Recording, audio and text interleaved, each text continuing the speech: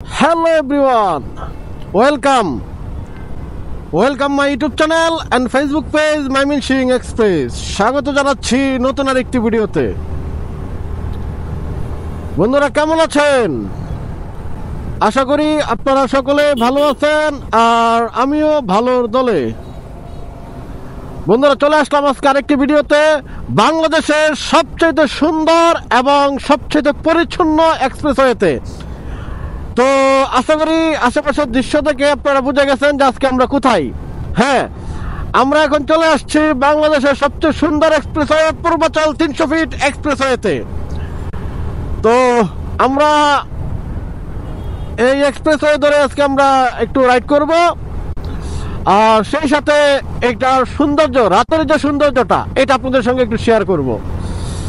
তো বন্ধুরা, পূর্বাচল এক্সপ্রেসওয়ে, এই এক্সপ্রেসওয়েটা বাংলাদেশের মধ্যে সবচেয়ে সুন্দরতম একটা এক্সপ্রেসওয়ে। এই এক্সপ্রেসওয়েতে আপনার মানে এত সুন্দর করে দৃষ্টিনন্দন ভাবে এক্সপ্রেসওয়েটা সাজানো হয়েছে যেটা অকল্পনীয় এবং অতীব চমকপ্রদ। তো ধন্যবাদ জানাই এটার কলাকুশলীকে বা দায়িত্বশীল যারা ছিল, যারা এত সুন্দর করে কাজ করছে। তবে কিছু অসঙ্গতিও আছে। 100% তারা তাদের সর্বোচ্চটাই দিয়েছে, বাট আমরা বাঙালি, তো আমরা ওইগুলো মানতে রাজি না। যেখানে যে বিধিনিষেধ গুলো দেওয়া আছে, যেখানে যে আপনার স্পিড লিমিট গুলো দেওয়া আছে, আমরা কিন্তু সেগুলো ওভাবে মানি না। আর মানি না বিধায় এইখানে প্রায়শই বড় ধরনের দুর্ঘটনা ঘটে।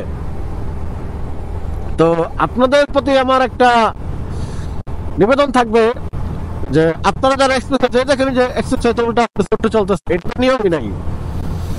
এক্সপ্রেসওয়েতে তো এটা নিয়মই নাই, ঠিক আছে? তো সেটা নিয়মের বহির্ভূত হয়ে তারা কিন্তু আসছে। এই চত্বরগুলা কিন্তু অনেক সুন্দর, অনেক সুন্দর, কিন্তু মানুষ এই যে এই দিক দিয়ে না পার হয়ে ওই দিক দিয়ে পার হচ্ছে, এই হচ্ছে আর কি বিষয়। যাই হোক, সেটা আমার মুখ্য বিষয় না। এটা আমরা বাঙালি জাতি, এটা আমাদের কালচারে এরকম আছে। তো যাই হোক, যেটা বলতেছিলাম, তো এই এক্সপ্রেসওয়েটা অনেক সুন্দর, কিন্তু দেখেন এই যে এইখানটা কেউ পারাপার হবে না, সবাই হেঁটে, ওভারব্রিজ ফাঁকা থাকে, সবাই হেঁটে পার হয়, ঠিক আছে? এটা আমাদের বাঙালির কালচার, ঠিক আছে? এটা একটা প্রবলেম আমাদের।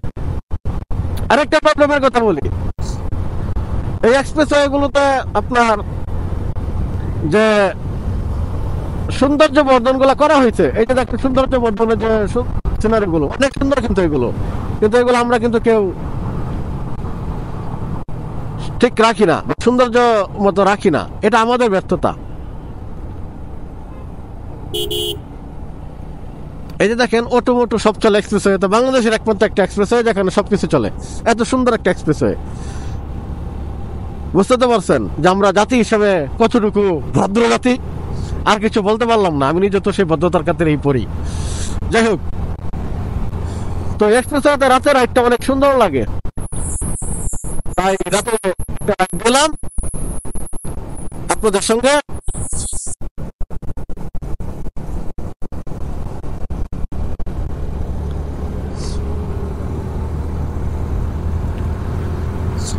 তো কেমন লাগছে বন্ধুরা কমেন্ট করে জানাবেন এই এক্সপ্রেসওয়েতে।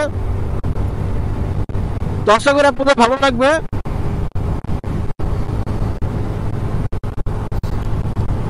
চলুন এটার সৌন্দর্য এবং ভিউ উপভোগ করি।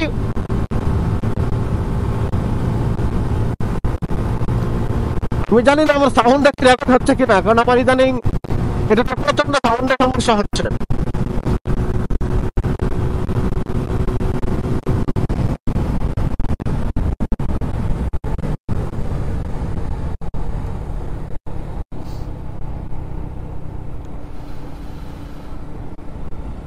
তো আমরা যাব লীলা মার্কেট।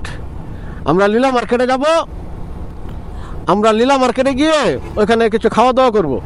তো আপনাদেরকে সেটা নিয়ে যাব যে লীলা মার্কেটে আসলে কি আছে সেটা আপনাদেরকে জানাবো।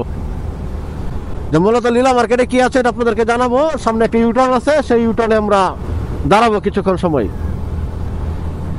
তো এই ছিল বন্ধুরা এক্সপ্রেসওয়ের বিষয়। এত সুন্দর দৃশ্য আপনাদের জন্য আমি চেষ্টা করলাম একটু দেখানোর জন্য, যে আমি একাই দেখবো, আপনাদেরকে নিয়ে দেখবো। তাই একটু ট্রাই করলাম আর কি।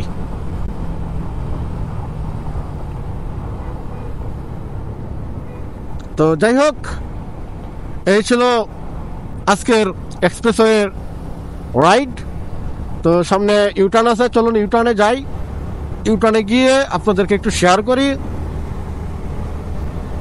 তো লীলা মার্কেট ওই পাশে, হাতের ডান পাশে আপনাদেরকে নিয়ে যাব, সেখানে লীলা মার্কেটে যাব আমরা। তো লীলা মার্কেটে গিয়ে আপনাদেরকে নিয়ে যাব ইনশাল্লাহ, সাথেই থাকবেন আপনারা। তো এক্সপ্রেসওয়ে কেমন লাগলো সেটা কমেন্ট করে জানাবেন আপনারা আমাকে, যে কিভাবে কেমন লাগলো আর কি, সেটা কমেন্টে জানাবেন। আশা করি আপনাদের ভালোই লাগছে, খারাপ লাগার কথা না। এই হচ্ছে সেই ইউটার্ন, ঐতিহাসিক ইউটার্ন। তো আমরা সেই ইউটার্নে আছে এখন। এই হচ্ছে আর কি ইউটার্ন, এটাই সেই ইউটার্ন, ঐতিহাসিক সেই ইউটার্ন।